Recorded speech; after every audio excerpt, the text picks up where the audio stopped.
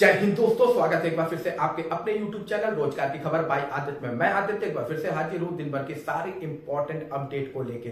तो आज की वीडियो में हम जानेंगे यूपी पीसीएस से related update, UP triple SC लेखपाल रिजल्ट से रिलेटेड अपडेट, इसके अलावा यूपी ट्रिपल एससी 7000 जो रिक्रूटमेंट आने वाली है उससे रिलेटेड अपडेट, इसके अलावा एनटीए की तरफ से बहुत इंपॉर्टेंट नोटिस जारी की गई है उससे रिलेटेड अपडेट, और एसएससी सीजीएल मेंस की तरफ से भी एक एसएससी की तरफ से नोटिस जारी की गई है मेंस के एग्जामिनेशन के लिए, उससे भी रिलेटेड अपडेट जानेंगे। उस यूपी पीसीएस आरओ से भी रिलेटेड अपडेट जानेंगे। उससे पहले जो भी मेरे चैनल पर नए हैं मेरे चैनल को लाइक और सब्सक्राइब जरूर कर दीजिए। चले चलते हैं वीडियो की ओर। तो सबसे पहले हम बात कर लेते हैं यूपी ट्रिपल एससी लेखपाल की। देखिए यूपी ट्रिपल एससी लेखपाल में चेयरमैन का बयान आया हुआ है कि रिजल्ट जो फरवरी में आने वाला है वो फिलहाल डिले इसलिए हो रहा है क्योंकि यूपी ट्रिपल एससी लेखपाल का एक केस लखनऊ हाई कोर्ट में चल रहा है। अब केस किस चीज का चल रहा है? केस चल रहा है कि कुछ क्वेश्चंस में एरर थे जिसमें बच्चे वहां गए थे, वहां पर केस दायर किया था, और इसकी वजह से चेयरमैन का कहना यह है कि जब तक वहां की सुनवाई फाइनल नहीं हो जाती है तब तक हम रिजल्ट डिक्लेयर नहीं करेंगे। हालांकि इससे रिजल्ट का कोई बड़ा इशू होने वाला है नहीं, लेकिन फिर भी वो ठीक है,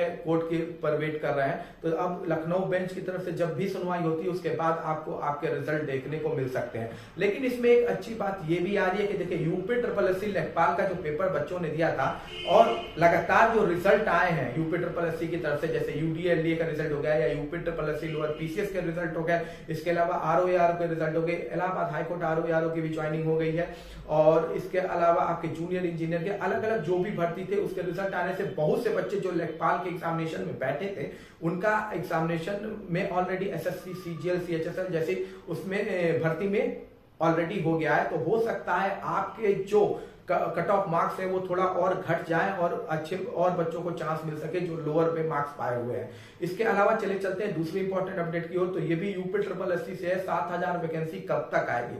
तो यूपी ट्रिपल एससी की जो 7000 वैकेंसी है वो आपको मार्च से देखने को मिलेगी। तो जो बच्चे पैक्ट 2022 का एग्जामिनेशन दिए हैं उनके लिए अच्छी खबर, मार्च से आने लगेगी आपकी नई भर्तियां। ठीक है, यूपी ट्रिपल एससी की 7000 भर्ती इस सत्र में उन्हें करवानी है, और देखिए वो कैसे कैसे पोस्ट आगे बढ़ जाती है तो कोई बात नहीं, लेकिन फिलहाल 7000 जो पेपर की अपडेट है उस हिसाब से है। 7000 भर्ती यूपी ट्रिपल एससी कराएगा पैक्ट 2022 के जरिए, और ये भर्ती आपको मार्च में देखने को मिलेगी। अब चले चलते हैं तीसरी इंपॉर्टेंट अपडेट की ओर। यूपी पीसीएस की तरफ से जो कैबिनेट का मुहर लगना था ऑप्शनल रिव्यू में वो लग चुका है। फाइनली कैबिनेट की तरफ से परमिशन दे दी गई है और अब आपका पीसीएस में ऑप्शनल ऐसा सब्जेक्ट नहीं होगा, उसकी जगह 2 सब्जेक्ट ऐड किए जाएंगे जो यूपी स्पेशल से रिलेटेड होंगे। अब ये 2 पेपर क्या होते हैं, क्या चीज होगी क्या नहीं होगी, ये तो कंप्लीट नोटिफिकेशन के बाद ही पता चलेगा। लेकिन खुशखबरी आ गई है कि कैबिनेट की तरफ से इसे भी मंजूरी दे दी गई है और अब इस बार के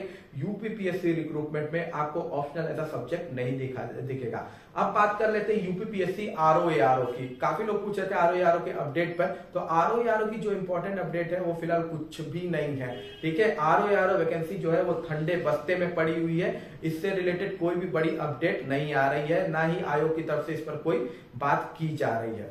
अब अगली इंपॉर्टेंट अपडेट है एनटीए यूजीसी नेट के बच्चों के लिए। एनटीए यूजीसी नेट की तरफ से एक नोटिस जारी की गई है जिसमें एडमिट कार्ड से रिलेटेड ये नोटिस है, और ये नोटिस है 28 फरवरी 1 और 2 मार्च में जो एग्जाम कंडक्ट होने वाले हैं उससे रिलेटेड। तो इनके एडमिट कार्ड रिलीज कर दिए गए, या आप कह सकते हैं सेंटर ऑफ सिटी दिखाएंगे। एडमिट कार्ड तो 1 से 2 दिन पहले रिलीज करते हैं, तो सिटी ऑफ सेंटर आपको देखने को मिल जाएंगे 28 फरवरी 1 मार्च और 2 मार्च को जिनके एग्जाम है, स्पेशली हिस्ट्री के एग्जामिनेशन, आपके पॉलिटिकल साइंस इकोनॉमिक्स के एग्जामिनेशन, इसके अलावा आपके फिजिकल एजुकेशन के एग्जामिनेशन, इन सब्जेक्ट के जो एग्जामिनेशन है उनके एडमिट कार्ड ये रिलीज किए गए हैं, नोटिस जारी कर दी गई है आज की। अब बात कर लेते हैं शिफ्ट 3 की। तो शिफ्ट 3 के एग्जामिनेशन देखिए, शिफ्ट 2 के जो डिटेल थी वो 1 हफ्ता पहले आपको पता चल गई थी जब शिफ्ट 1 के एग्जाम हो रहे थे, वैसे ही शिफ्ट 3 का भी आपको 1 हफ्ता पहले पता चल जाएगा कि कब होने वाला है, और होप्स हो कि होली से पहले ये ना हो, होली के बाद हो तो ज्यादा अच्छा है बच्चों के लिए भी। ठीक है, क्योंकि अभी बहुत बड़े एग्जाम जैसे पॉलिटिकल साइंस, मैनेजमेंट, कॉमर्स,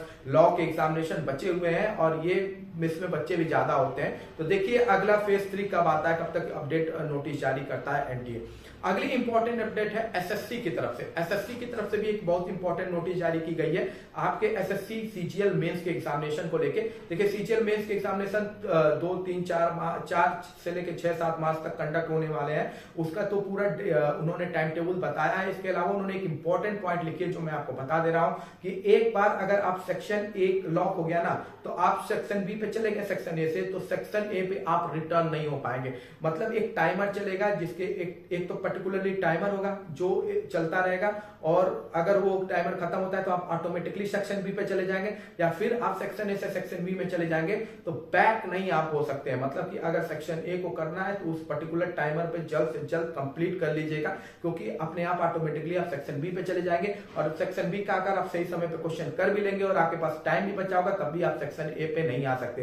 हालांकि सेक्शन ए क्वालिफाइंग पेपर हो गया है, तो आपको क्वालिफाइंग मार्क्स लाने के लिए जल्द अच्छे से अच्छे उसको करना होगा, क्योंकि इस बार आप जैसे पहले होता था कि इंग्लिश पे आप बैक कर जाते थे या मैथ्स पे बैक कर जाते थे, वैसा नहीं है। एक बार अगर टाइमर खत्म हो गया तो फिर आप अगले सेक्शन में ऑटोमेटिकली चले जाएंगे, आपको नेक्स्ट भी नहीं करने की जरूरत पड़ेगी और आप फिर बैक नहीं हो सकते हैं, भले आपने सेक्शन बी में टाइम से पहले अपना एग्जाम कंडक्ट कर लिया है। तो ये बहुत इंपॉर्टेंट नोटिस है, इसे जरूर याद रखिएगा, क्योंकि मेन से एग्जामिनेशन क्लोज है तो आपको मैं ये बता दे रहा हूँ। नोटिस में सबसे इंपॉर्टेंट पॉइंट यही था। बाकी किसी भी अपडेट के लिए मेरे चैनल को लाइक और सब्सक्राइब जरूर कीजिएगा। जय हिंद, जय भारत।